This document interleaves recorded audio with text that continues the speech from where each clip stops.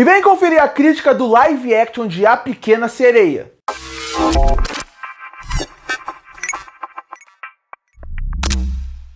E chegou nos cinemas o live action de A Pequena Sereia, mais um live action da Disney, e mais uma vez a Disney faz aquele copia e cola da animação. Eles pegam exatamente o que tinha na animação, mudam pequenas coisas, quase nada, e transformam em live action. Ou seja, é os mesmos erros repetidos mais uma vez em um outro live action com uma outra personagem clássica da Disney. E já que os filmes são um copia e cola, a minha crítica também vai ser um copia e cola do que eu falei nos outros filmes, ou pelo menos vai parecer. Porque já que tem os mesmos erros, eles repetem os mesmos erros, vai parecer que eu tô falando a mesma coisa que eu falei de outros filmes envolvendo live action da Disney. Mas então vamos começar essa crítica falando um pouco sobre a história. Obviamente, algumas animações da Disney acabaram ficando ultrapassadas em relação à sua história, por causa que algumas mensagens, alguns ideais que eles apresentavam ali não funcionam mais hoje em dia e por isso precisam ser atualizadas quando vão refazer o filme em live action. A Pequena Sereia não é esse caso. Na verdade, A Pequena Sereia é uma história boa, é interessante, é uma boa aventura, que tem uma boa mensagem, bons personagens.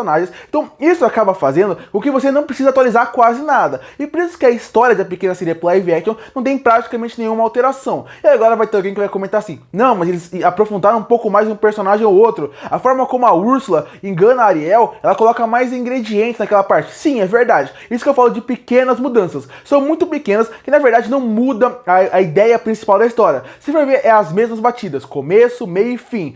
Tanto que, como eu falei, pode ter uma alteração ou outra, mas não é algo grandioso que muda tudo. É pequenos detalhes que não mudam tanto. Então, e eu acho que A Pequena Sereia acaba acontecendo isso porque ela é uma história que continua atual. Atual na história, atual na mensagem. A mensagem é muito forte, ela já era forte nos anos 90 e continua forte hoje para uma nova geração. Então, essa falta de atualização acaba gerando esse copia e cola na parte da história. O que me incomoda não é isso. A história é boa e ela continua sendo boa, como eu falei, com a mensagem forte. O que me incomoda é que a Disney não quer ser ousada, mesmo falando que é ousada. Porque se voltar para a animação de 1989, sabe quantas horas tem a animação? 1h23. Sabe quantas horas tem o live action da Disney? 2h21. E não tem problema a animação ser maior. Se ela vai ser maior e você vai introduzir coisas novas pro filme, vai fazer com que tenha novos elementos, novas camadas, e esse live action tinha potencial para isso, tudo bem. Mas não é isso que acontece. Eles colocam mais tempo, assim como fazem com os outros live actions, introduzem várias coisas que não levam a nada. E eu vou falar isso, por exemplo, quando chegar na parte para analisar as músicas do filme. Mas, falando sobre a história, pra você mostrar como tem potencial para você explorar algumas coisas aqui, dentro do mar você poderia explorar outros reinos, você poderia explorar mais a relação Ariel e Tritão. Você poderia explorar, por exemplo, todas as irmãs da Ariel que nunca foram tão bem exploradas nas animações, e aqui você dá até outras etnias para ela, aqui vocês dão outros lugares que elas estão dominando, né, nos mares. É um potencial gigantesco para você explorar outras culturas dentro do mar. E até o Eric fala sobre isso na hora do filme. Existem várias culturas diferentes. Olha o potencial gigantesco que tem ali. E é uma ideia super interessante, mas não, eles não exploram isso. São jogados de lado. Sem contar que colocam uma ideia de Tritão e Úrsula ser irmãos, que seria uma coisa super interessante de se explorar, falar um pouco mais da relação sobre eles, mas é simplesmente descartável. É mais uma vez a Disney tentando maquiar, que trouxe coisas novas, mas que nunca explora. E de novo, é praticamente 1h a mais de filme em comparação à animação, mostrando como essa é a parte que incomoda a história. Não é a parte do copia e cola, é a parte de não ser ousado de trazer coisas a mais. A história continua boa, a mensagem continua poderosa, e o filme continua trabalhando bem essa ideia. Mas o ponto de ser mais ousado, trabalhar mais coisas, isso eles não quiseram fazer, e veio um pouco decepcionante. Mas não é só por causa da história que A Pequena Sereia se tornou um clássico da Disney. Tiveram mais 3 elementos que eu considero fundamentais para ele virar um clássico. O primeiro seriam as músicas, o segundo seriam os personagens e o terceiro seria a parte focada na animação. Esses 3 fatores, junto com a história combinando, fez com que A Pequena Sereia se tornasse o clássico que ele é hoje. E eu vou falar um pouco desses pontos em relação ao live action, começando com os personagens. Mais especificamente eu vou falar sobre os atores, falar um pouco sobre as atuações do filme. Começando com a alma do filme, o que realmente funciona, o que realmente vale destaque. E se você quer ver A Pequena Sereia, veja por causa dela, chamada Halle Bailey. Que atriz fantástica. Ela consegue tirar leite de pedra em relação ao que ela tinha em mãos. Porque na primeira parte, porque a história é boa, a personagem é cativante, na animação ela é uma excelente princesa, mas por que eu falo que ela tirou leite de pedra? Porque aqui, na primeira parte do filme, quando ela tá dentro do mar, ela obviamente tem que atuar quase como inteiro com uma tela verde gigantesca. E isso poderia gerar um grande problema, porque volta e meia ela poderia olhar pro nada, a atuação dela poderia não funcionar. E ela consegue, através do seu sorriso, através das suas falas, através da sua excelente voz, quando ela canta a música, ser cativante, ser envolvente. E facilmente você consegue se envolver com ela, se torcer para a Ariel dela, porque ela é uma excelente atriz. Como eu falei, canta muito bem, atua bem, um fundo verde quase por metade do filme, e ela ainda tem aquela beleza, aquele sorriso que faz com que você facilmente se apaixone pela Ariel dela. E nessa parte que ela infelizmente não consegue entregar toda a sua atuação porque ela só fica inteira no fundo verde, a segunda parte ela poderia entregar mais da atuação. Mas aí é a parte que ela tá no mundo real e a parte que a Ariel não tem voz. Então aí ela tem que entregar muito mais na parte das expressões. E mais uma vez, ela é cativante e envolvente, e você entende porque o Príncipe Eric se apaixona tão fácil pela Ariel, porque ela realmente faz com que você se cative pela personagem. Então ela é o grande destaque do filme. Hailey Bailey está fantástica no papel da Ariel. Os outros 3 atores que eu vou falar aqui que tem mais presença no filme, aí eu já não posso falar tão bem assim. O Príncipe Eric, o ator que faz o Príncipe Eric, ele faz um Eric funcional. Ou seja, ele não tá ruim no filme, mas ele também não tá nada de se destacar. Ele entrega um príncipe funcional, mas esse é um problema também, porque na segunda parte do filme, quando a Ariel não tem voz, você tem que se convencer de que ele é um cara cativante pra poder se apaixonar pela Ariel. Eu não senti muito isso, não senti tanta química entre os dois. Você entende, eles ficam juntos, eles são um casal que também, de novo, como ele, é funcional, mas o ator poderia entregar um pouco mais. O Javier Bardem, que é um excelente ator, sofreu um pouco como Rei Tritão, porque, mais uma vez, ele fica o filme inteiro no fundo verde e não tem tantas falas pra se falar durante o filme. Então, ele não conseguiu entregar tanto. E a Melissa McCartney como Úrsula, ela é uma atriz que ela tenta entregar uma comédia que eu acho que não encaixa tão bem pra personagem, e o filme não conseguiu explorar a parte mais de vilanesca da personagem. A atriz faz o que ela pode com a personagem em mão. A personagem é fantástica. Ela é aquela que começou aquela leva de uma das personagens, de uma das vilãs mais cativantes da Disney. Mas aqui, infelizmente, ela não entrega essa parte de ser cativante, ser uma atriz que te dá medo. Ela não consegue passar isso, porque o roteiro tenta suavizar a vilã Úrsula o tempo inteiro, colocando piadinhas, colocando cenas mais engraçadinhas. Então a vilã Úrsula, se comparar com a animação, você vai ter uma grande decepção aqui, no fator de a Melissa McCartney faz o que pode, mas o roteiro queria o tempo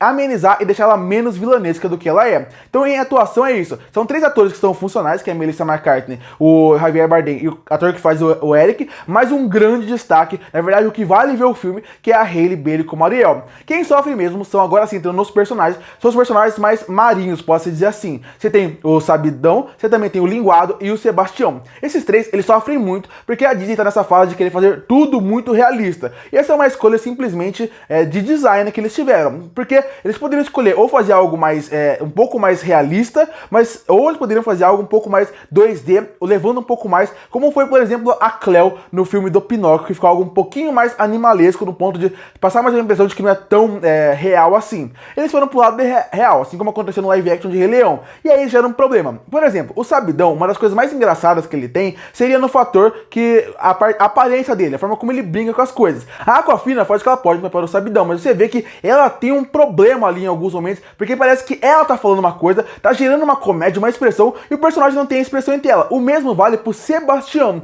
O Sebastião, o ator, ele coloca um sotaque, ele cria algumas cenas que só tem engraçadas pela voz dele, e eles fazem o possível com o personagem realista. Mas você vê que o que acontece nos 2 personagens, no Sabidão e Sebastião, aqui, eles estão falando as coisas, tá gerando uma comédia ali, mas eles são tão reais que parece que a fala do ator não combina com o personagem que tá em tela. E o que mais sofre, infelizmente, é o coitado do Linguado. O Linguado em cena, ele sofre muito, porque ele é um peixe morto. Você tem aquela voz até fofinha de uma criança que colocaram ali, pra gerar essa coisa mais da amizade, ele com a Ariel, mas ele é realmente um peixe morto, porque um peixe passa essa aparência. Então, os personagens que são realmente aquáticos, eles sofreram bastante no filme e não conseguem gerar o carisma. Então, os personagens é aquele fator. Tem suas coisas boas, eu acho que os dubladores que escolheram pra fazer os personagens são bons, os atores estão funcionais, mas o grande destaque em relação à personagem seria a Hailey Bailey, e a Ariel dela, que é completamente cativante e fácil de acompanhar o filme por causa dela. Mas isso é um problema, porque na segunda parte do filme, quando a Ariel tá sem voz, na animação, o que faz você se cativar ver o filme são os personagens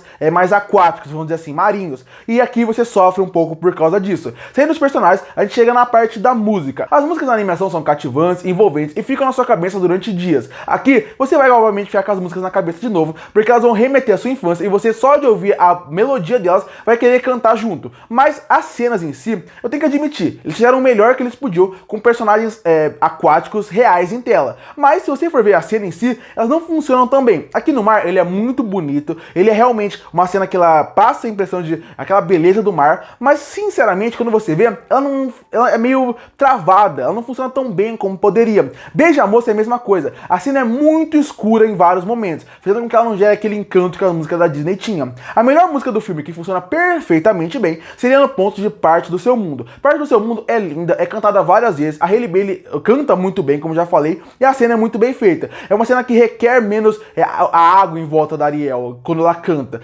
os movimentos, os peixes em volta. Então acaba sendo uma música que funciona bem, e a voz dela ajuda bastante. Mas como eu falei lá no começo da crítica, o filme, ele tinha mais de 1 hora de duração, e essa mais de 1 hora acaba sendo introduzido em algumas coisas, e uma dessas coisas são 2 músicas extras, uma que é cantada pelo Príncipe Eric, e uma que é cantada pelo Sebastião, e também pelo Sabidão. Essas 2 músicas são completamente descartáveis, são músicas que não precisavam estar no filme. A do Príncipe Eric, ele fica 2 minutos e meio cantando uma coisa que não precisava saber. Ele tinha acabado de falar uma coisa, e depois que ele explica o que ele acabou de falar, ele fica 2 minutos e meio cantando o que ele acabou de falar. Não faz sentido, é uma música que também não é tão impactante assim, e a parte do Sabidão com o Sebastião, ela vai ser uma música meio cômica e que não funciona de maneira nenhuma. E é isso que eu falo da Disney, querer para enganar o seu público, maquiar que tem coisas novas, falando, ó, tem uma música nova, olha, tem um personagem fazendo algo novo, mas que na verdade não muda o filme. É como aconteceu, por exemplo, no filme do Aladdin, e aconteceu também no filme da Bela e a Fera. No filme do Aladdin deram uma música inteira pra Jasmine, uma música que é lindíssima e combina perfeitamente com a personagem,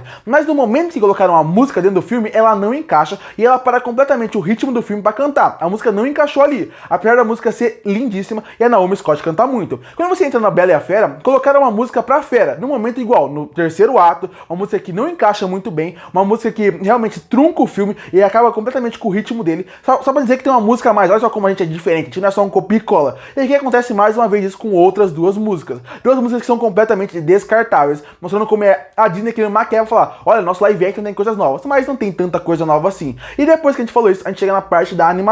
Não tem como falar de animação, comparar animação com live action, mas tem como comparar os cenários. Bom, eu achei o filme muito escuro pela sua quase inteiro. Tem momentos que são mais coloridos, eu sei que tem que mostrar coisa mais realista e o mar realmente é escuro, mas aí você tem que brigar com a luminosidade do cenário. Você tem que colocar uma paleta de cor mais clara. Eu sei que o que acontece é o seguinte, é muito difícil você gravar embaixo do mar. Quase filmes não gravam no mar, quase não usam o mar, porque é muito difícil se gravar e é muito caro. E o CGI vai ficar ruim se você colocar muita cor. Então a parte de você escolher o filme ser escuro, acaba fazendo com que é pra você esconder o CGI ruim que o filme teria. Então, por exemplo, aqui no mar é uma cena muito bonita, mas todo o cenário envolvendo o palácio do Rei Tritão é muito escuro, não dá pra você ver nada. A cena onde a Ariel tá nadando, você não consegue ver nada. A cena onde acontece a beija-moça é muito escuro. Então, o filme, de modo geral, ele é muito escuro. A hora que ele precisa ser claro, ele é claro. E ele tenta brincar com a ideia da luminosidade real, mas isso acaba incomodando um pouco. O CGI do filme tem momentos que são ruins, mas mesmo assim, ele passa, não é um CGI tão ruim como achei que ia ser. Na verdade, ele funciona de modo geral, mas a escuridão acaba incomodando. A Disney,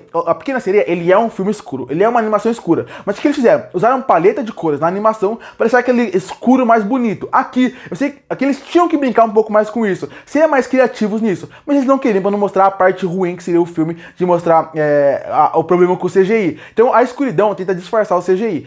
De novo, não estraga o filme, mas é uma coisa que também incomoda bastante. Já estava muito escuro no trailer e aqui no filme, eles nem usaram para fazer aquela brincadeira de quando ela tá no mar é muito escuro, mas quando ela tá no mundo real é tudo mais claro, mais vivo, ela tá tendo uma nova vida ali. Então, nessa parte que a animação gera esse brilho, esse encanto a mais, aqui a parte de direção, a parte de fotografia acaba incomodando um pouco. Concluindo, A Pequena Sereia de 2023 é aquele velho papo. Ele é um copia e cola. Ele é aquele filme que você vai chegar no cinema, vai assistir, vai gerar uma nostalgia e depois de um mês você nem vai lembrar que esse filme existe, porque a animação vai estar muito mais presente na sua cabeça do que o live action. Mas uma coisa é inegável. Comparado aos últimos live action da Disney, que é Pinóquio e Peter Pan, essa animação está acima deles. Eles conseguem repetir a história, que é muito cativante, tem uma protagonista que é muito cativante, e eles fizeram o melhor que eles podiam em relação à música, em relação a personagem. Então é um filme que, se você é muito fã, se é apaixonado pela Pequena Sereia, até vale a pena você ir no cinema assistir pra ter essa nostalgia de novo. Agora, se você só gosta ou tá esperando ver outro filme, espera pra ver no Disney Plus, que eu acho que vai valer mais a pena. E por isso que eu fecho o live action de A Pequena Sereia com uma nota 5,5 de 10.